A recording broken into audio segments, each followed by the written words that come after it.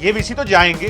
नायब सिंह जी, आपसे मैं कहूंगा, आपकी सरकार से कहूंगा, विनती करूंगा कि छात्रों के आंदोलन का टेस्ट मत लीजिए, परीक्षा मत लीजिए।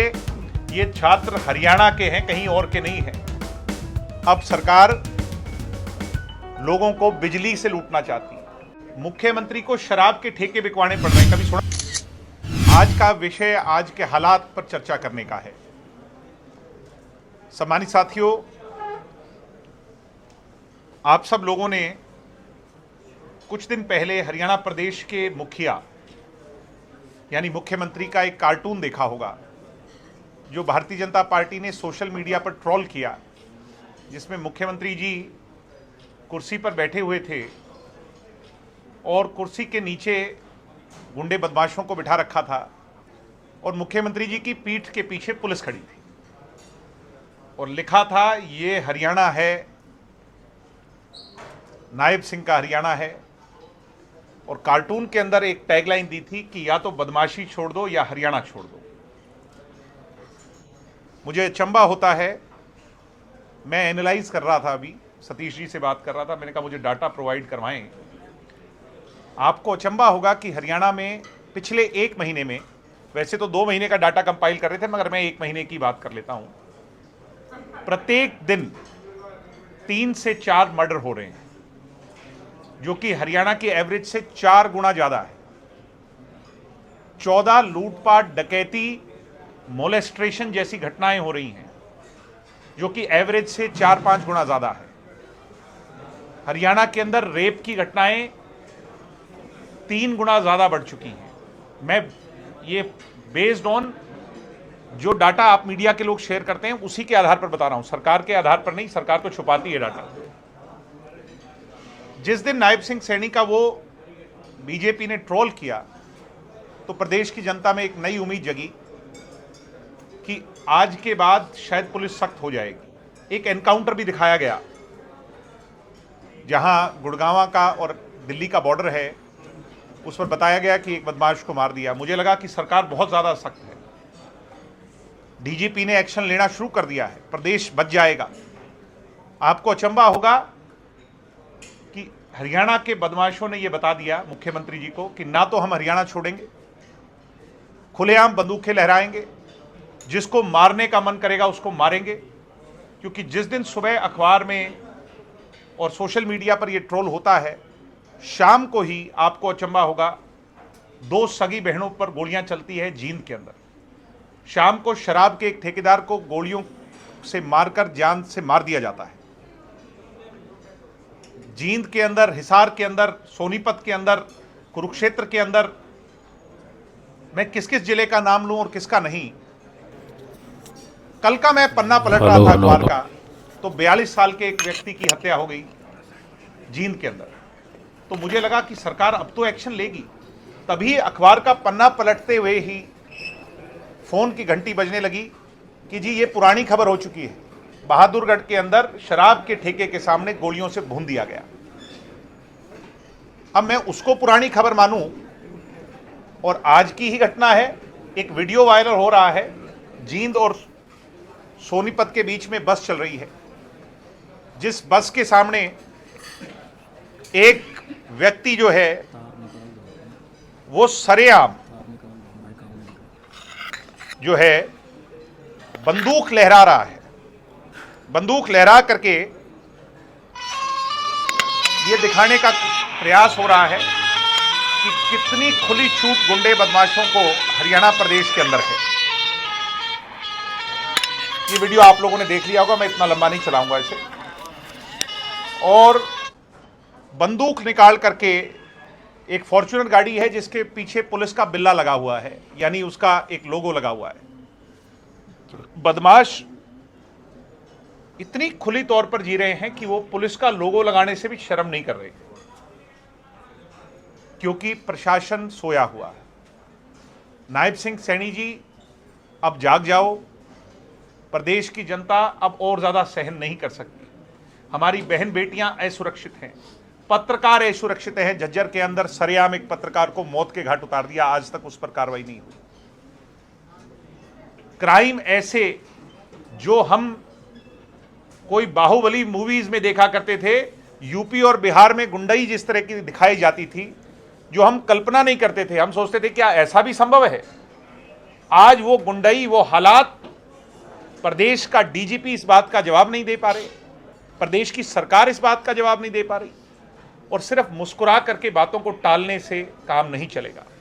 नायब सिंह जी, जवाब देना होगा, प्रदेश में सख्ताई करनी होगी, प्रदेश की जनता को सुरक्षित महसूस कराना होगा, जो आज आपकी तरफ बड़ी उम्मीद से देख रही है और आप उसको बार बार बात को टालने का प्रयास करते हैं। हम विपक्ष होने के नाते बड़ी गंभीरता से इस मुद्दे को ले रहे हैं। जो यूपी का हाल था, आज यूपी सुधर गया, हरियाणा बिगड़ गया। कहीं ऐसा ना हो जाए कि स्थिति बद से बदतर हो जाए और ज़्यादा असुरक्षा का भाव हमारी प्रदेश की जनता में हो जाए। एक विषय ये है जिस पर हम सरकार की निंदा करते हैं और सरकार से जवाब चाहते हैं। बिजली के दरों का आपको पता चली गया। जब मुख्यमंत्री, अब मैं इस बात को पहली बात से अगर जोड़ूं, मुख्यमंत्री को शराब के ठेके बिकवाने पड़ रहे हैं। कभी सुना है आपने ऐसा? मुख्यमंत्री बैठ रहे हैं, एक्साइज की मीटिंग ले रहे हैं कुरुक्षेत्र के अंदर, और पुलिस को बिठा रहे हैं, एक तरफ शराब के ठेकेदारों को बिठा रहे हैं कि बैठो भाई, मैं गारंटी ले रहा हूं कि बदमाश नहीं आएंगे। ये पहली बार है। अब एक्साइज की क्योंकि वो कमी आ गई, 4-5 हज़ार करोड़ का लॉस इस बार हो जाएगा, जो दुष्यंत चौटाला ने हिमालय सा उठा दिया था उसे।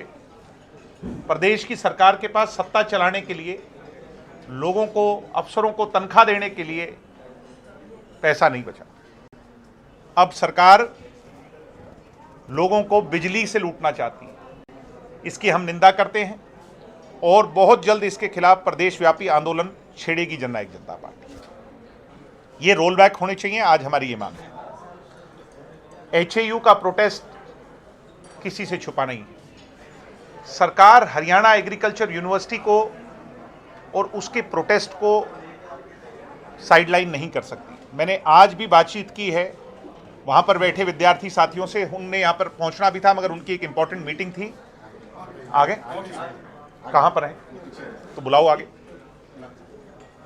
2 जुलाई की जो कॉल है, मैं सरकार को ये चेतावनी देता हूँ कि उसे अदरवाइज मत लिया जाए। हम सब लोग इस यूनिवर्सिटी को सिर्फ सांकेतिक तौर पर बंद नहीं कर रहे, बल्कि आपको समझा रहे हैं, बता रहे हैं कि आपको अपने वीसी को हटाना होगा, एससीओ सिक्योरिटी ऑफिसर को हटाना होगा, अन्य लोगों पर कार्रवाई करनी होगी और उन तमाम लोगों पर एफआईआर रजिस्टर होनी चाहिए।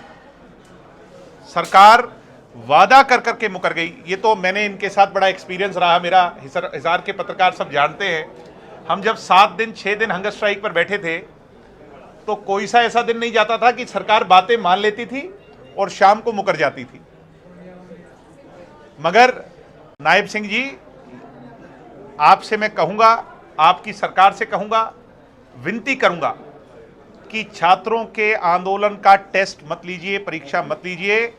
ये छात्र हरियाणा के हैं, कहीं और के नहीं हैं। आपके बच्चे हैं, आपके बेटे बेटियां हैं। इन्हें हॉस्टल से बाहर मत निकालिए, इन पर अत्याचार मत कीजिए। ये आपके अपने परिवार। हिसार के लिए आज एक बड़ा विषय है कि एलिवेटेड रोड के लिए 750 करोड़ रुपए मंजूर कराना कोई छोटी बात नहीं थी। दुष्यंत चौटाला का ड्रीम प्रोजेक्ट, क्योंकि इनको ये पता चल गया कि एयरपोर्ट बना तो क्रेडिट गया दुष्यंत को।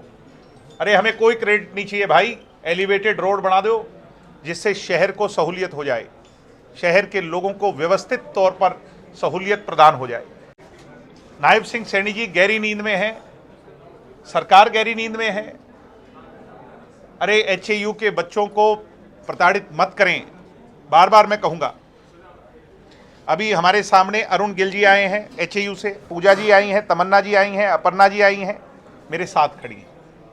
ये वो बच्चे हैं जो दिन रात संघर्ष कर रहे हैं, लड़ाई लड़ रहे हैं। हमने एक वादा इनसे किया था कि भाई हम तो कफन का कपड़ा अपने माथे पर पहन के आए हैं और इस लड़ाई को इसके अंजाम तक पहुंचाएंगे। जननायक जनता पार्टी पूर्णतः छात्रों के साथ है, हमारी छात्र इकाई पूर्णतः इन छात्रों के साथ है और मजबूती से इस लड़ाई को अंजाम तक पहुंचाने के लिए जो ये फैसला लेंगे हम इनके साथ खड़े रहेंगे।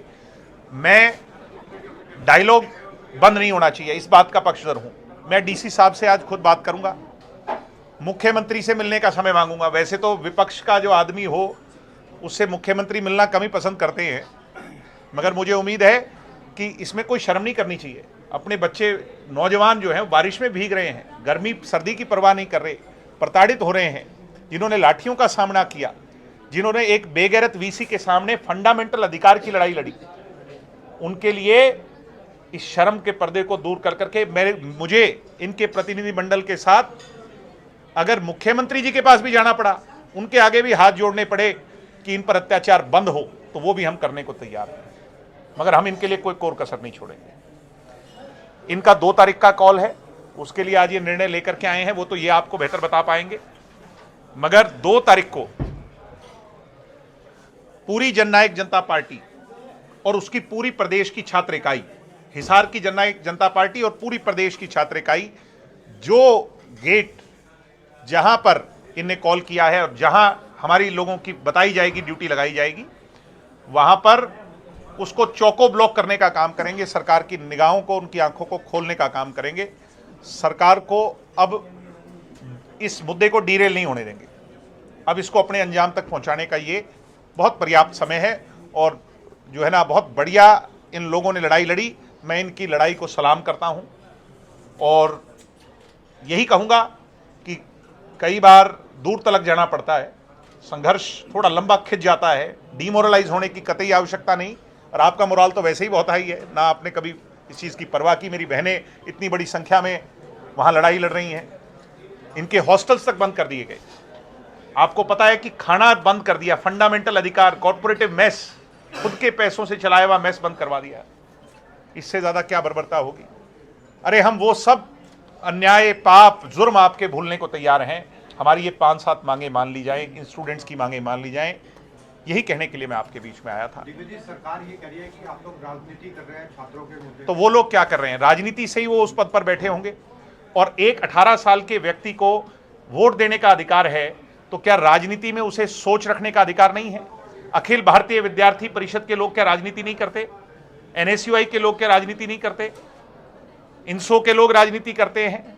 हम राजनीतिक लोग हैं, राजनीति करेंगे और कौन से पापड़ बेलेंगे? उनका ये कहना है कि छात्रों को भड़काया जा रहा है। छात्रों को भड़काना नहीं, छात्रों की जो दिशा है उस पर हम काम कर रहे हैं। हम वहां नहीं बैठे हैं, छात्र वहां पर बैठे हैं, हम उनका सहयोग कर रहे हैं। हम बाहर से कि अगर राजनीतिक लोग बीच में ना आए हुए होते तो अभी तक फैसला हो जाता। तो राजनीतिक लोग अगर बीच में ना आए हुए होते तो फिर यही लोग जो ये बात कह रहे हैं, वो लोग ये कहते कि वो तो एसी के कमरों में आराम कर रहे हैं।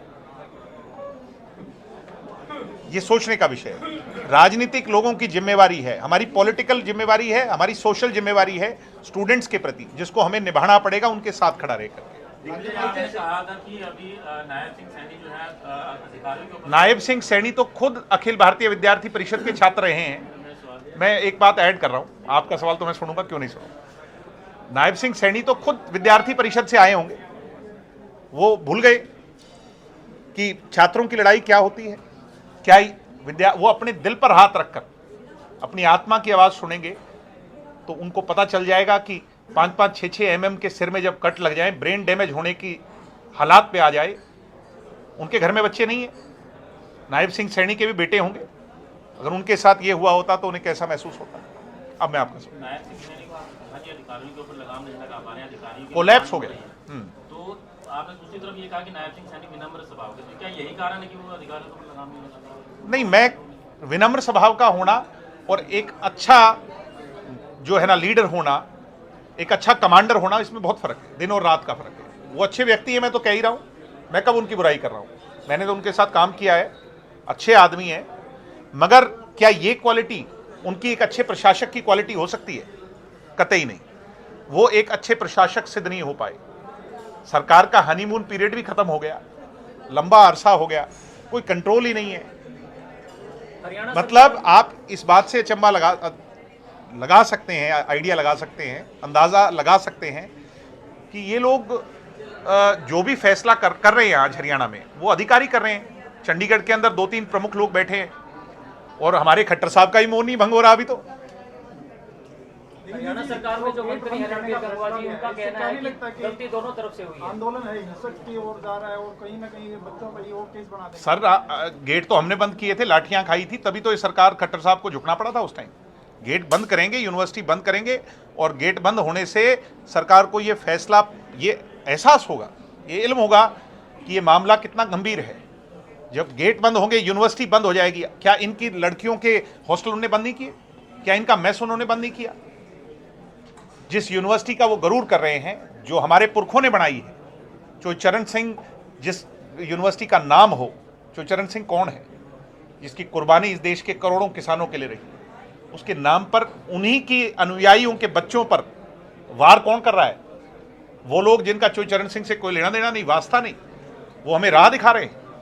सर, पुलिस प्रशासन की तरफ से एक प्रेस नोट भी जारी किया गया था कि गेट बंद नहीं किए गए थे। जो मेस बंद करने का टाइम है, हॉस्टल बंद करने का टाइम है, वो 7:30 का है। बच्चे अगर 7:40 पे जाएंगे तो उन्हें गेट बंद करना पड़ेगा। कुछ ऐसे बयान भी आए थे। मैम, आपके घर में भी बच्चे हैं, हमारे घर में भी बच्चे हैं, वो लड़ाई लड़ रहे हैं। आधा घंटा लेट भी हो सकते हैं, 20 मिनट जल्दी भी आ सकते हैं, लेट भी हो सकते हैं। अगर प्रैक्टिकली हर बात को देखा जाएगा तो मैं उन्हीं से ये पूछ लेता हूं, पुलिस के लोगों से, जो भी पुलिस यहां पर है जो ये इस तरह की बात कर रही है, कि पुलिस के लोगों की नींद कब उड़ेगी? कितने लोगों ने लाठियां चलाई थी, कितने लोगों पर एफआईआर की, कितनों को अरेस्ट किया, इस बात का जवाब दे दें। हम तो वो जवाब भी, मैं कह रहा हूं कि हम वो जुर्म सहने को तैयार हैं। एक वीसी को हटाने से जब हल होगा, उन लोगों पर एफआईआर करने से जब हल हो जाएगा, एक इंक्वायरी ओपन करने से हल हो जाएगा, तो क्यों इन बातों को छेड़ रहे हैं? उन बातों पर नमक ना, सरकार की नीयत जब तक नहीं होगी तब तक फैसला नहीं होगा। अभी हरियाणा सरकार के मंत्री रणबीर गंगवा यमुनानगर में प्रेस वार्ता में जवाब दे रहे थे, गलती दोनों तरफ से हुई, और जो एडमिनिस्ट्रेशन है एचयू का, रणवीर गंगवा जी, गलती तो ये हमारे से हुई है कि हमने आपको इस रास्ते लगा दिया। क्या करें, मेरे पिताजी ने उठा के बनवाया था, अब क्या करें जी, समय की बात होती है। गलतियां हमारे से कई हुई हैं, अब उनका भुगतान हम ही करेंगे और कौन। आप बहुत एक्टिव हुई इस मामले के अंदर, लेकिन दुष्यंत जी की उपस्थिति कब हो गई इस हार में? दुष्यंत जी जो है वो पार्टी को माइक्रो लेवल पर पार्टी को मजबूत करने में लगे थे। अभी कल मुझे कोई कहने लगा, आपकी बात को मैं दोहरा रहा हूं, तो हम किसका काम कर रहे हैं? हम किसकी लड़ाई लड़ रहे हैं? दुष्यंत चौटाला के कहने पर आज प्रदेश के अंदर जननायक जनता पार्टी हर वर्ग की लड़ाई लड़ रही है, उसकी दिखाई हुई दिशा पर लड़ाई लड़ रही है। वो दुष्यंत चौटाला से बेहतर आपको राजनीतिक व्यक्ति नहीं मिल सकता आज के हालात में, जो नरम स्वभाव, सबको साथ लेकर के चले, जिसमें कोई जाति पाति ना हो, जो पॉजिटिव थिंकर हो, जो प्रोग्रेसिव थिंकर हो, जो काम करने की नीयत रखे। समय और हालात होते हैं, राजनीति में अच्छा बुरा दौर चलता रहता है। आगे उम्मीद की जा सकती है जल्दी आएगी? आप बुला लो तो आप जानो और दुष्यंत जी जाने। बच्चों का कहना है के आंदोलन हुए और बच्चों को एक तरह से लाठियों डंडे से पिटा गया, उसके बाद आपने नुमाइंदगी करते हुए राज्यपाल महोदय के पास आप पहुंचे, उन्होंने जो मैं कह रहा हूं, उस पर क्या मैं भाई साहब, मैं कह रहा हूं कि मैं मुख्यमंत्री से के पास भी जाने को तैयार हूं। मैं आज शाम को कॉल करूंगा मुख्यमंत्री के ऑफिस में, समय मांगूंगा, मैं उनके आगे हाथ जोड़ूंगा कि मुख्यमंत्री जी, हमारे भाइयों पर बहनों पर जुर्म करने बंद करो। राज्यपाल जी के साथ आप गए? मैंने तो राज्यपाल के सामने, बताओ गया था कि नहीं गया था? ये बैठी है उस चीज का असर पड़ा है कहीं कि कहीं बच्चों को फायदा हुआ उसका? कोई भी एजुटेशन का हल एक दिन में नहीं होता और एक व्यक्ति नहीं करवा सकता। मुझे कोई क्रेडिट नहीं चाहिए। मैंने इनको कहा था, मैं तो अपनी पार्टी बाहर छोड़ के आया हूं। मैं एक व्यक्ति होने, एक जिम्मेवार राजनीतिक होने के नाते मैं तुम्हारे बीच में बैठा हूं और अपनी जिम्मेवारी को निभाऊंगा। छात्र राजनीति हमने की है, मेरे को जो पहचान दी है इसी स्टूडेंट्स पॉलिटिक्स ने दी है, और मैं उसके लिए उससे वफादारी निभाऊंगा। इन लोगों के साथ अन्याय नहीं होने दूंगा। दोनों मंत्रियों की बातें, उन्होंने कहा कि बच्चों के साथ बातचीत होगी और बच्चों ने कहा कि लिखित में देना। जब 2-3 मंत्री बैठ के उनको आश्वासन दिया था लिखित में, मैं इनको अच्छी तरह जानता हूं, बीजेपी वालों को, ये टेढ़ी खीर हैं थोड़ी, इनको मना लेंगे हम, चिंता ना करो। ये दरअसल हरियाणा में नए नए हैं, अभी 11 साल तो हुआ है इनको। एक बारी हमने मनाया था, आप लोग यहीं थे, वही वीसी था, क्या नाम था, टंकेश्वर कुमार, क्या कहता था, मैं तो आऊंगा ही नहीं। कौन है ये? हमारे टेंट उखड़वा दिए थे, रात को हमारे पर गलत चार्जेस लगा दिए थे, और वही टंकेश्वर कुमार 6-7वें दिन हाथ जोड़ के गिड़गिड़ा के आया था, कहने लगा मैं हार्ट का पेशेंट हूं, आराम से बात करना। क्या ये वीसी आएंगे? ये वीसी तो जाएंगे, ये वीसी अपना सामान तो पैक कर चुके हैं, पता इनको अंदर है। अरे इनका हौसला देखो, ऐसा हौसला देखा आपने कभी? क्या लड़ाई लड़ रहे हैं। मैं इनको सलाम करता हूं और ये लड़ाई हम जरूर जीतेंगे, और जिस दिन ये लड़ाई जीतेंगे उस दिन दिग्विजय पिछली पंक्ति में होगा, ये लोग आगे होंगे। इनकी लड़ाई है। कहाँ अटकल लग रही है अभी? कितने दिन हो गए लड़ाई चलते, कहाँ अटकल? वो नाप रहे हैं कि कितनी गहराई है। अभय चौटाला जी का बयान आया था कि कह रहे थे कि एक दिन का मुख्यमंत्री मुझे बना दिया जाए तो मैं दिखाऊंगा कैसे राज। हैं जी? अभय चौटाला जी ने बयान दिया था कि एक दिन का मुख्यमंत्री। हाँ तो उनकी अच्छी सेटिंग है बीजेपी में, कर लें, एक दिन बढ़ जाए, कौन सा रोक रहा है कोई? सरकार की तरफ से क्या कर देंगे वो एक दिन में? तो फिर मैं राज करके दिखाऊंगा कैसे। गुंडा राज खत्म कर देंगे हरियाणा में। गुंडा राज खत्म करने की बात बोल रहे हो सकता है एक दिन के लिए वो उनके सारे जानकार हैं, यार प्यारे मित्र हैं, एक दिन के लिए कहने भाई तुम चले जाओ बाहर आज। सरकार ने इन बच्चों को आश्वासन दिया था, मिठाई भी बंटवा दी थी, आपने बधाई भी दे दी थी, फिर सरकार पलट गई। किस तरह से आप इसको देखते हैं, क्यों क्या सरकार? सर दरअसल क्या है कि आपको एक बात को समझना चाहिए, ये बहुत गहरे लोग हैं बीजेपी वाले, और ये लोग हर स्टेप बाय स्टेप आपको आजमाते हैं। ये देख रहे हैं इनमें कितनी मैच्योरिटी है, ये प्रयास कर रहे हैं कि इन लोगों से कोई गलती हो जाए, इनकी इमैच्योरिटी झलक जाए, कहीं कोई उपद्रव हो जाए, इनमें फूट पड़ जाए, इनका नाश कैसे हो जाए और अपना रास्ता निकल जाए। मगर मैं ये कह रहा हूं, मैंने इन साथियों जितना मैच्योर, और मैं अगर उसको कहूं कि समझदार और संस्कारी, मैंने ऐसा आंदोलन चलता नहीं देखा। ये नहीं तो 2-3 दिन में खिंड-बिंड हो जाता है सिस्टम। इन लोगों ने तो बहुत व्यवस्थित तरीके से इस आंदोलन को चलाया, और ये लोग जीतेंगे, इनकी जीत को कोई रोक नहीं सकता। मुझे नजर आ रही है इनकी जीत, सिर्फ मैटर ऑफ, अब इसको कुछ डेज कह लीजिए, सरकार की नीयत कह लीजिए, सरकार को इनकी बात माननी पड़ेगी। दिग्विजय, जैसे आप तो चाहते हैं उनका हल हो, कहीं ऐसा तो नहीं दूसरी विपक्ष पार्टियां हैं? मैं नहीं किसी पे आरोप, अरे क्यों हमारे बीच में झगड़ा कराऊं? अभी तो ये तो सब मिलजुल के, सारा विपक्ष मिल करके इनकी लड़ाई लड़ रहा है। मैं सबको क्रेडिट दूंगा, सब लड़ाई लड़ रहे हैं। एचयू प्रशासन कह रहा है कि गर्ल्स हॉस्टल सिर्फ समर वेकेशंस के चलते बंद करवाया गया है, ना कि आंदोलन के चलते। एचयू प्रशासन कौन है? कौन कह रहा है एचयू प्रशासन में? वार्डन जिन्होंने लाठी डंडे चलाए, जिन्होंने लड़कियों के हॉस्टल बंद किए, उनको कहने का अधिकार तो वो उसी दिन खो चुके हैं। एचयू प्रशासन में बैठे लोगों से कहूंगा, एक बेगैरत वीसी है जिसका खुद का कोई आधार नहीं है, जिसके डॉक्यूमेंट्स खुद के फर्जी हैं। इस वीसी ने जाना है, भाई तुम अपना क्यों नुकसान कराओ, तुम भी हमारे परिवार के हो।